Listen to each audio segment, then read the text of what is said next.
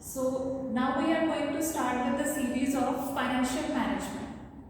Now what does the term financial management means? It is a part of management means कि वो management का एक part है, उसको आपकी जो मैनेजमेंट है एक्सरसाइज करती है और इसमें आप सिर्फ और सिर्फ कंट्रोलिंग प्लानिंग पे फोकस करोगे। हमने ये नहीं देखना कि हमारी कॉस्ट कितनी है, उसको कैसे कैलकुलेट करना है। हमने ये चेक करना है कि हमने उस कॉस्ट को, उन फंड्स को, उन रिसोर्सेज को मैनेज कैसे करना है।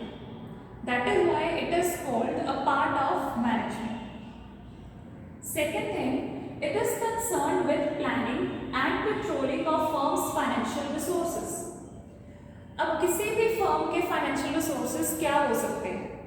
उसके पास उसकी खुद की अर्निंग्स हो सकती है जिनको हम रिटेन्ड अर्निंग्स कहते हैं, वो हमारे पास रिजर्व्स के फॉर्म में हो सकती है, या फिर कोई भी फर्म बाहर से कोई ना कोई रिसोर्सेज को बोरो कर सकती है जिसको हम डेट बोल देते हैं, या फिर कोई भी फर्म शेयर्स इशू कर सकती है, बीट इक्विटी शेयर्स या फिर प्रेफरेंस शेयर्स।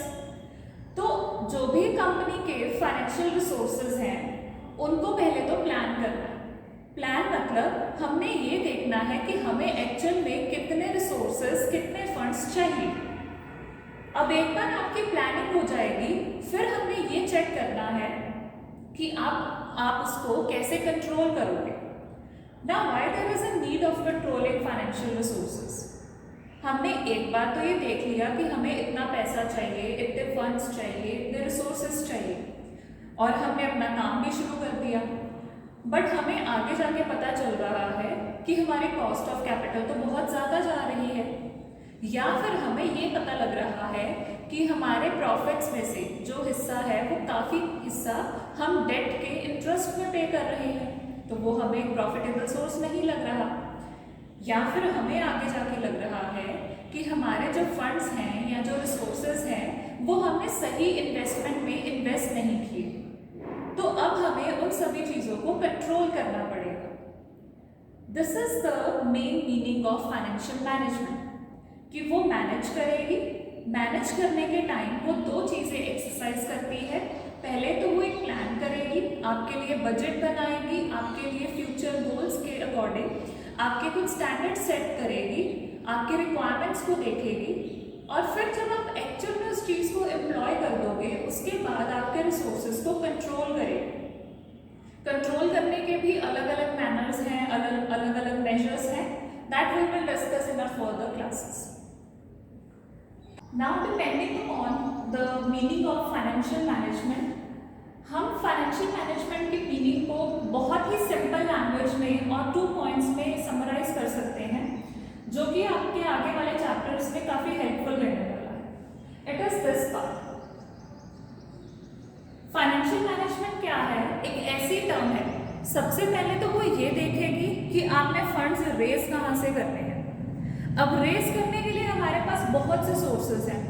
हमारे पास डेट होता है, हमारे पास इक्विटी शेयर्स होते हैं, हमारे पास प्रेफरेंस शेयर्स होते हैं, और इवन कि हमारे पास खुद की अपनी रिटेन्ड अर्निंग्स भी होती है।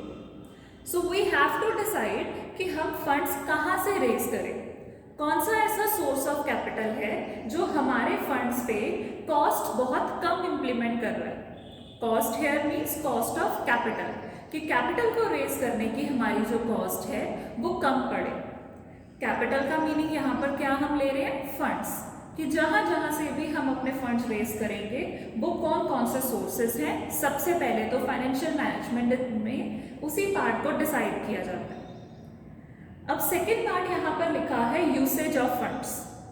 अब फर्स्ट में तो हमने पैसा रेज कर लिया, सिर्फ पैसा रेज करने से तो वो हमें कोई भी बेनिफिट नहीं देगा। अब पॉइंट ये आता है कि हमारा जो हमने पैसा रेज किया है उसको यूज़ किया जाए।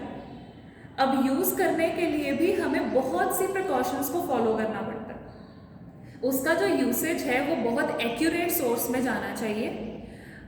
ऐसे इन्वेस्टमेंट को आपको चूज करना चाहिए जहां पर ना ही आपको सिर्फ और सिर्फ आपको रिटर्न ऑन इन्वेस्टमेंट नहीं देखना, हमें उसके ऊपर और भी बहुत से ऐसे फैक्टर्स हैं which we have to take into care so as to decide कि हमारा जो फंड है वो सही सोर्स में लगे, वहाँ से हमें इंटरेस्ट भी अच्छा आए, लिक्विडिटी भी अच्छी हो, लॉन्ग टर्म हमारे पास फाइनेंसिंग भी अच्छी आए और आगे जाके उसके ग्रोथ चांसेस बहुत अच्छे रहे। So financial management is a part of management which deals with two things: optimum decisions regarding raising of funds and optimum decisions regarding usage of funds.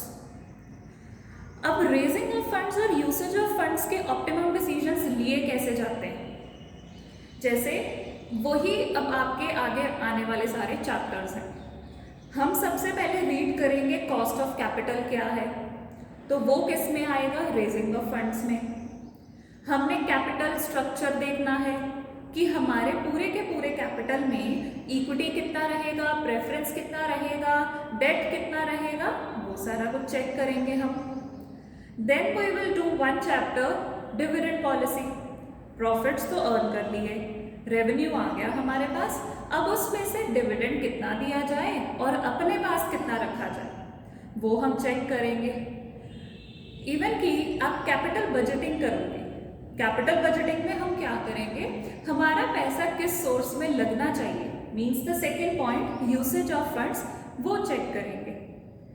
अब इन सब पॉइंट्स के साथ साथ हम एक चैप्टर करेंगे वर्किंग कैपिटल रिक्वायरमेंट। अब उस चैप्टर में क्या है, हम ये चेक करेंगे कि किसी भी फर्म की लॉन्ग टर्म लिक्विडिटी तो हम देख सकते हैं, हम इन फैक्टर्स के थ्रू चेक भी कर लेंगे, बट हमें उसकी शॉर्ट टर्म लिक्विडिटी के ऊपर भी फोकस करना है।